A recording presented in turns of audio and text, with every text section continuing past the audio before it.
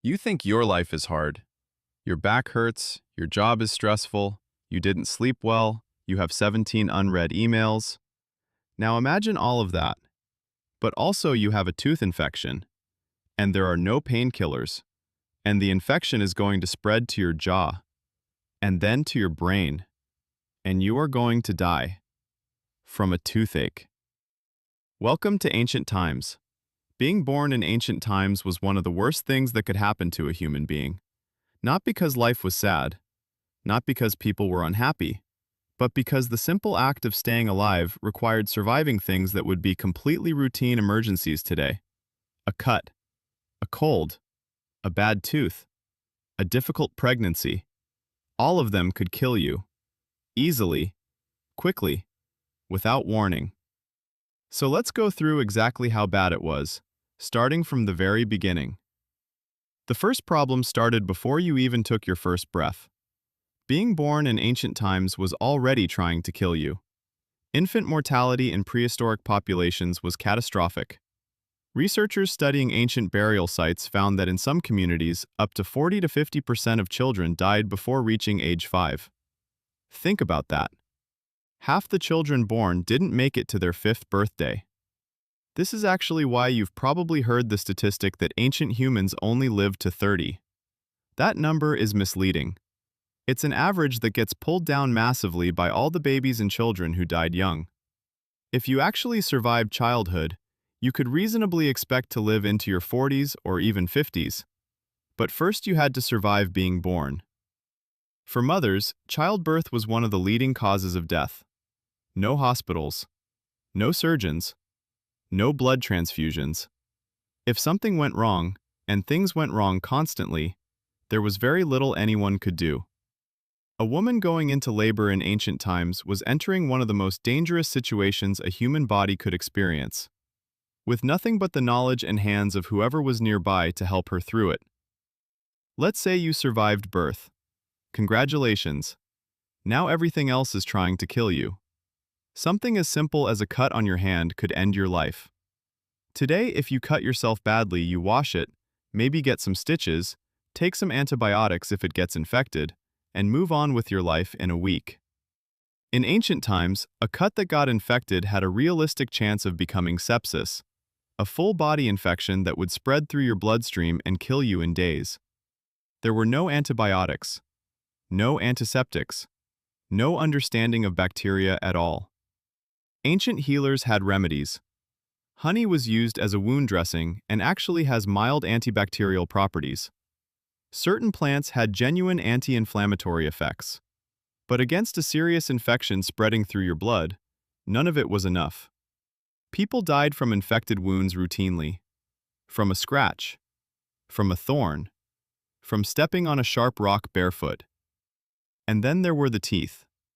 Dental pain in ancient times was a constant companion for most adults. Before sugar became widespread, ancient humans actually had fewer cavities than we do today. But their teeth wore down from eating gritty, rough food. Stone-ground grain contained tiny rock particles that acted like sandpaper on tooth enamel. By middle age, many ancient adults had teeth worn nearly to the gum line. And when teeth rotted or abscessed, archaeological remains show that dental abscesses were extremely common. And an untreated dental abscess can spread infection to the jaw, the throat, and eventually the brain. There was no dentist, no numbing injection, no extraction under anesthesia.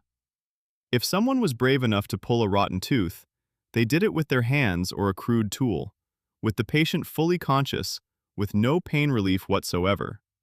A procedure that takes 20 minutes and mild discomfort today was an act of extraordinary suffering in ancient times. And people still had to sit there and get through it, because the alternative was worse. The food situation was also significantly worse than your worst meal ever. Ancient humans ate meat that was often undercooked or partially preserved. They drank water from sources that animals also used. They had no refrigeration, no food safety standards, no way to know whether what they were eating was safe. Parasites were everywhere.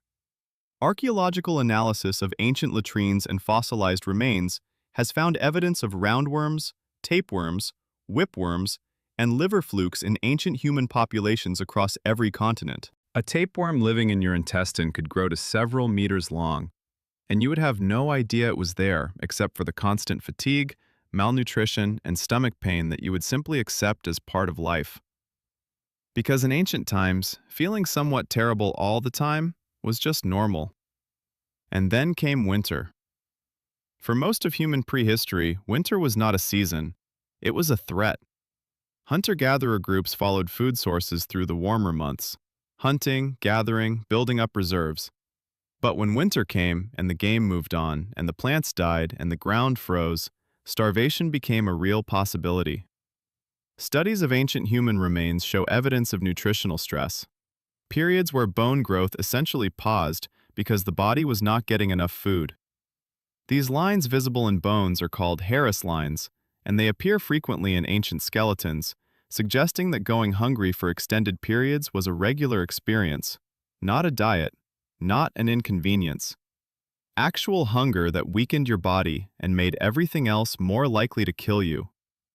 And through all of this, the infections, the rotten teeth, the parasites, the hunger, there were no painkillers, not real ones. Ancient healers used willow bark, which contained salicin, the compound that eventually became aspirin.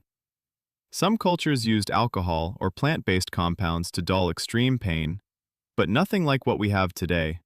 Nothing that reliably made serious pain manageable. If you broke your leg in ancient times, you felt every second of it. If you had a severe infection, you felt every degree of the fever. If you had a kidney stone, and kidney stones have been found in Egyptian mummies 7,000 years old, you passed it with nothing but willpower and the knowledge that this was simply what life was. Here's the part that is genuinely remarkable. Ancient humans knew all of this. They understood that life was brutal and short and painful and unpredictable. And they kept going anyway. They built communities, they raised children, they made art on cave walls, they invented music, they told stories around fires, they fell in love. Anthropologists studying modern hunter-gatherer groups consistently find people who are not consumed by misery, who laugh, who play, who take pleasure in small things, who find meaning in their relationships and their work. The human capacity for finding life worth living despite everything is not a modern invention. It is the oldest thing about us. So the next time your back hurts, or your Wi-Fi is slow, or your coffee is cold, remember this. Somewhere 10,000 years ago, a human being was walking around with a rotten tooth, a tapeworm, a partially healed cut on their leg, and genuine uncertainty about whether there would be food tomorrow. And they were still out there, hunting, gathering, building, laughing around a fire with people they loved. If they could get through that, you can probably get through your day.